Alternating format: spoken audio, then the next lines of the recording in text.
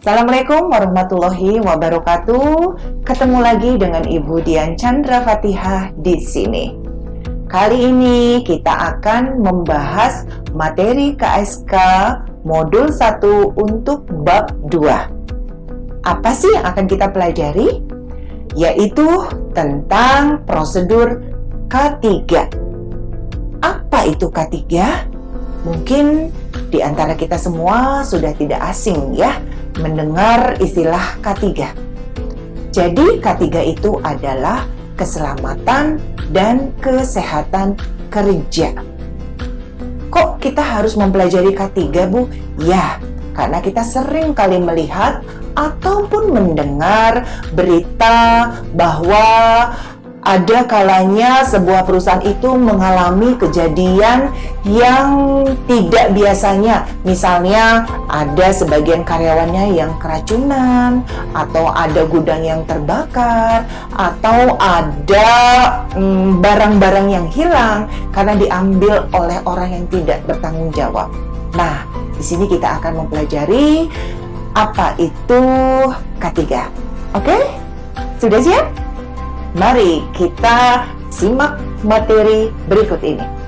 K3 itu memiliki pengertian adalah upaya yang bisa dilakukan oleh perusahaan untuk melindungi semua karyawannya yang sedang bekerja dan juga menjaga kesehatan semua karyawannya dengan baik.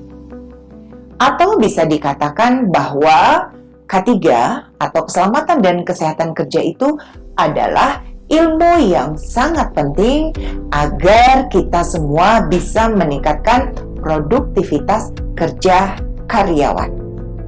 Baik, selanjutnya adalah apa sih tujuan kita belajar K3 itu? Kalau Ibu mengutip dari Mangkunegara tahun 2000, ada beberapa tujuan dari K3 atau keselamatan dan kesehatan kerja. Mungkin kita bisa lihat pada slide berikut ini atau gambar di samping ini ya.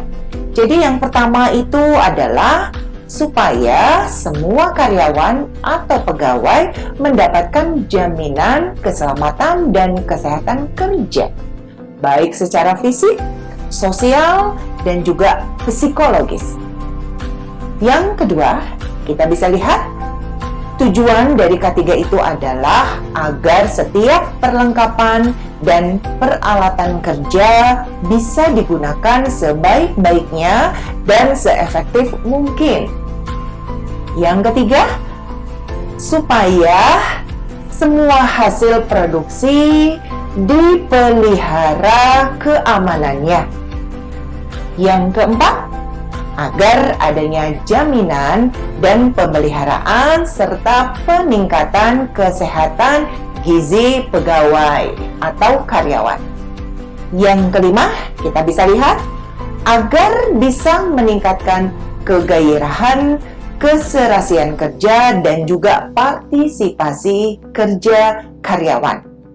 Yang keenam, supaya bisa terhindar dari gangguan kesehatan yang disebabkan oleh lingkungan atau kondisi kerja. Dan yang terakhir, kita bisa lihat agar setiap pegawai atau karyawan merasa aman dan terlindungi dalam bekerja. Berikutnya, apa sih syarat-syarat dalam K3 itu? Tentu ada undang-undang yang kita pakai di sini. Ya, jadi berdasarkan Undang-Undang Nomor 1 Tahun 1970, Pasal 3 ada beberapa syarat-syarat yang harus dipenuhi terutama oleh organisasi atau perusahaan ketika akan menerapkan K3. Antara lain adalah kita bisa lihat juga yang pertama, untuk mencegah dan mengurangi kecelakaan. Ya, karena sering kita lihat banyak orang atau karyawan yang mengalami kecelakaan fisik dalam melakukan pekerjaan yang ada di sebuah perusahaan. Entah itu jarinya yang terluka karena potongan pisau, atau ketika melakukan operasional alat produksi itu kurang fokus atau tidak mengikuti aturan yang berlaku sehingga mengakibatkan terjadinya kecelakaan pada karyawan tersebut.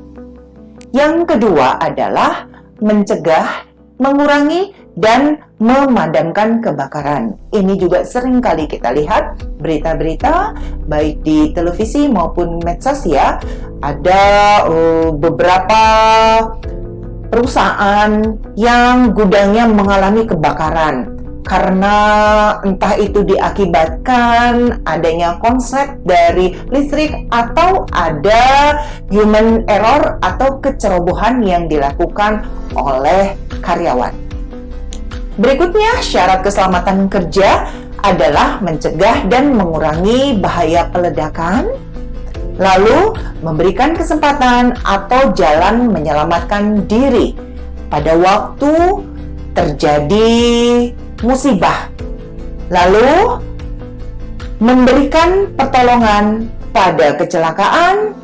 Berikutnya adalah memberikan alat-alat perlindungan diri pada para pekerja dan mencegah serta mengendalikan timbul atau menyebar luasnya suhu, kelembaban, debu, kotoran, asap, uap, gas, hembusan angin, cuaca, sinar atau radiasi, suara, dan juga getaran. Nah, kita bisa lihat di sini. Ini ada beberapa contoh APD.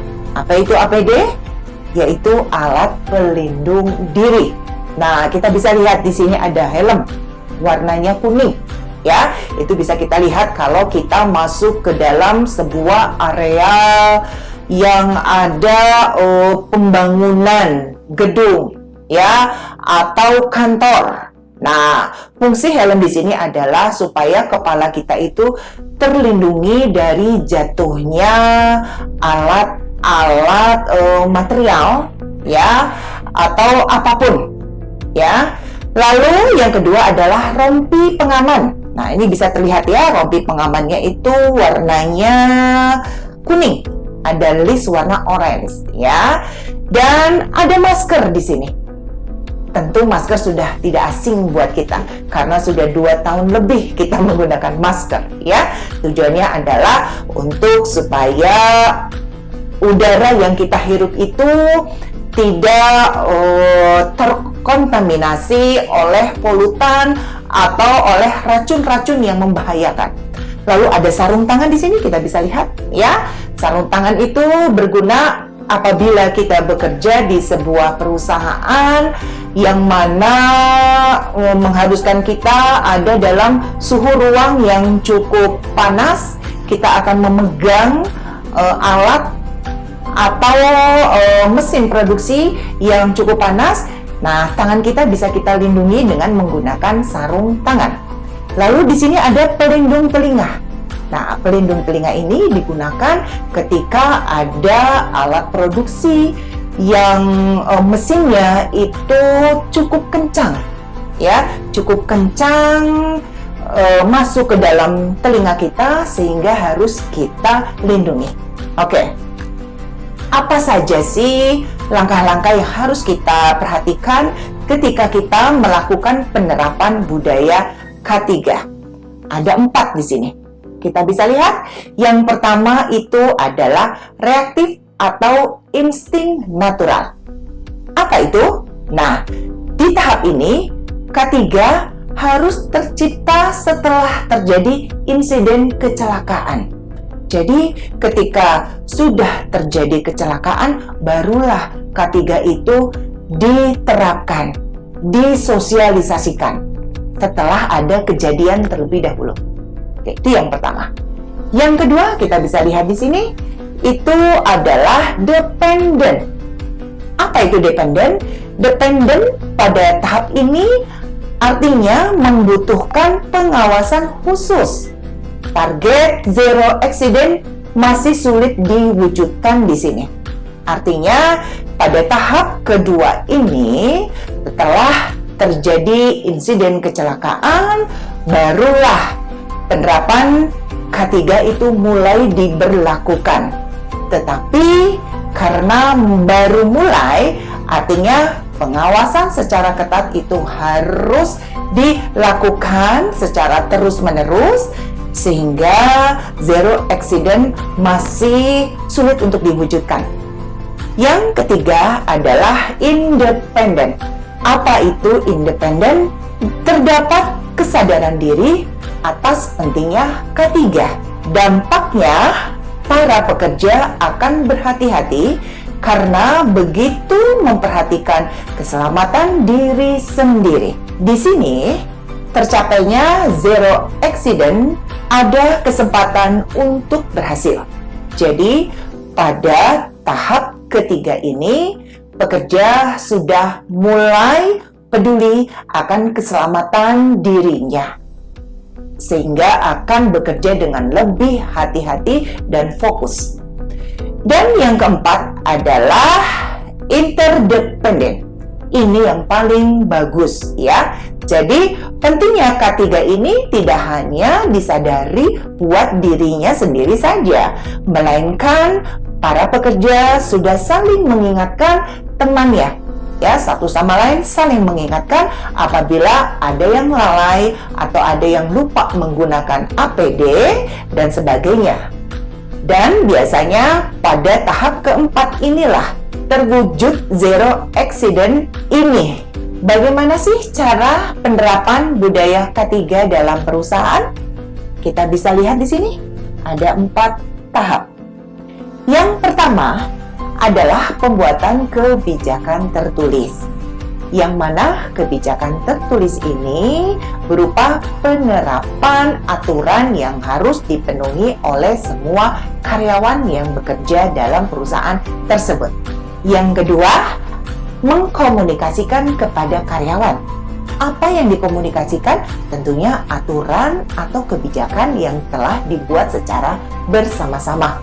Di sini tentu membutuhkan peran dari semua pihak, sehingga kebijakan atau aturan itu bisa tersosialisasikan, bisa tersampaikan kepada semua karyawan. Dan yang ketiga adalah pelaporan insiden dan kecelakaan. Artinya, ketika dalam perusahaan tersebut terjadi musibah, terjadi kecelakaan, itu harus segera dilaporkan secepat mungkin, sehingga akan ada penanganan sedini mungkin. Dan yang terakhir adalah sediakan wadah komunikasi untuk pelaporan insiden kecelakaan. Terima kasih. Assalamualaikum warahmatullahi wabarakatuh. Baik, tadi kita sudah simak bersama KSK Administrasi Kantor Modul 1 Bab 2 tentang K3 atau Keselamatan dan Kesehatan Kerja. Bagaimana? Menarik bukan? Dan tentunya tidak sulit untuk bisa kita pahami bersama. Kali ini Ibu akan memberikan pertanyaan dan Ibu yakin kalian semua pasti bisa menjawabnya. Pertanyaannya tentu tidak sulit. Sebagai berikut. Coba kalian cari contoh K3 atau keselamatan dan kesehatan kerja yang ada di sebuah perusahaan. Mau perusahaan yang ada di dekat lingkungan rumah kita atau dekat kampus kita, boleh silakan. Ya, kalian cari tahu bagaimana K3 di perusahaan tersebut, bagaimana penerapannya, dan bagaimana cara menjalankannya. Yang kedua, coba cari tahu atau contoh kejadian kecelakaan kerja yang sering kali ada di sebuah perusahaan. Baik perusahaan yang ada di dekat tempat tinggal kita ataupun dekat kampus kita. Oke? Selamat bekerja dan sukses buat kita semua.